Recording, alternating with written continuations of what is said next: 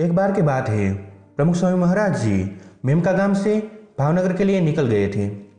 लिमड़ी वाले घनश्याम भाई सेठ की एम्बेसडर कार उनकी मुसाफरी का साधन था। भावनगर से करीब 1 किलोमीटर दूर उनकी गाड़ी खराब हो गई। सब लोग उसके रिपेयरिंग के लिए मैकेनिक को ढूंढने लगे, पर सॉल्यूशन देते हुए स्वामी श्री ने कहा, मैं, विवेक सागर स्वामी और घनश्याम शरण दास, हम तीनों रिक्शा में बैठ के मंदिर पहुंच जाते हैं। यहाँ दूसरी ओर मंदिर में सभा का आयोजन हुआ था और हजारों हरिभक्त स्वामी की प्रतीक्षा कर रहे थे। इसलिए स्वामी श्री के साथ रहे संतों को थोड़ा सा संकोच हुआ, पर तब तक में तो स्वामी श्री ने एक रिक्शा रुकवा भी दिया था और संतों के साथ वो रिक्शा में विराजमान हो गए। कुछ देर बाद मंदिर में खड़े हुए हजारों हरिभक्तों ने एक नज़ारा देखा कि इतने बड़े संत, जो इतनी बड़ी संस्था के प्रमुख हैं, वो प्रमुख स्वामी महाराज एक ऑटो रिक्शा से उतर रहे थे और सभी ये नज़ारा देख के बहुत ही आश्चर्यचकित हुए। प्रमुख स्वामी महाराज एक बहुत ही बड़े संत थे, फिर भी उन्हें एक रिक्शा में बैठने में जरा सा भी संकोच नहीं हुआ। ये थे हमारे नम्रता की निधि प्रमुख स्वामी महाराज। अब इस प्रसंग को थोड़ा सा एनालिसिस करते हैं कि इस प्रसंग में हमें प्रमुख स्वामी महाराज के क्या क्या गुण दिखाई देते हैं। सबसे पहला गुण, नम्रता। प्रमुख स्वामी महाराज को अपने पोजीशन का, अपने पावर का जरा सा भी अहम नहीं था। दूसरा, स्थिर प्रज्ञता। अगर हम कहीं पे जा रहे हो और हमारी गाड़ी खराब होती है तो सबसे पहले हम दूसरों पे इल्जाम लगाना शुरू करेंगे। हमें सॉल्यूशन तो दूर दूर तक सूझेगा ही नहीं, पर प्रमुख स्वामी महाराज इस परिस्थिति में भी स्थिर थे। दूसरों का विचार। प्रमुख स्वामी महाराज ने सोचा कि मंदिर में कई सारे हरिभक्त हमारी प्रतीक्षा कर रहे होंगे, इसलिए हमें समय पर पहुंचना चाहिए। चौथा गुण, समय सूचकता।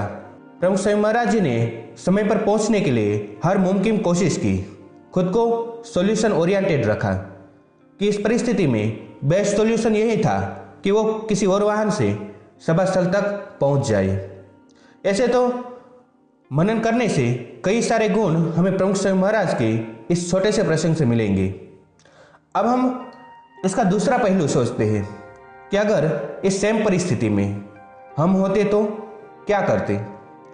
हम किसी बड़ी संस्था के प्रमुख होते और हमारी गाड़ी बीच रास्ते में खराब हो जाती तो सबसे पहले तो या हम कोई और गाड़ी का इंतजाम करवाते या फिर सारी गलती का दोष किसी और पे डाल देते कि तुमने गाड़ी चेक भी नहीं करवाई, किसी को डांट या फटकार भी लगाते।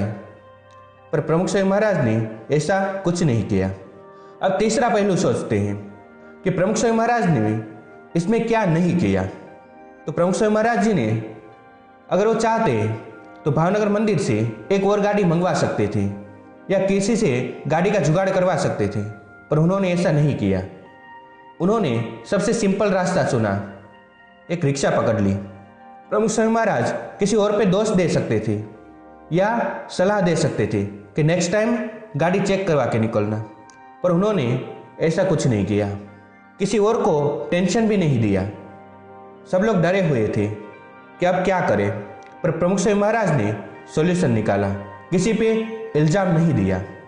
अब हम चौथे और आखिरी पहलू को देखते हैं कि हमें महापुरुषों के ऐसे समान प्रसंग कहाँ कहाँ पे मिलते हैं। तो इसके लिए बेस्ट एग्जाम्पल है भगवान कृष्ण का। खुद भगवान थे, समर्थ थे, फिर भी अर्जुन का रथ चलाने की सारथी बनने को तैयार हुए। जब पांडवों के यहाँ यज्ञ हुआ तो सभी राजाओं की सेवा करने का कारभार भगवान ने लिया और छोटे से छोटी सेवा भी भगवान ने खुद की। ऐसे ही हमें शास्त्री जी महाराज के जीवन में भी ऐसे कई प्रसंग दिखते हैं जब वो एक छोटे से छोटे वाहन में या खुद चलकर भी पदयात्रा की हो, पर कभी भी अपने पद का या पावर का जरा सा भी अहम नहीं रखा हो। ऐसे थे हमारे गुणातीत गुरु। तो हमें भी उनके जीवन से यह प्रेरणा लेनी चाहिए कि हमें भी कभी भी अपने जीवन में नम्रता छोड़नी नहीं चाहिए, अहम भाव दूर रखना चाहिए। इसी के साथ जय स्वामीनारायण।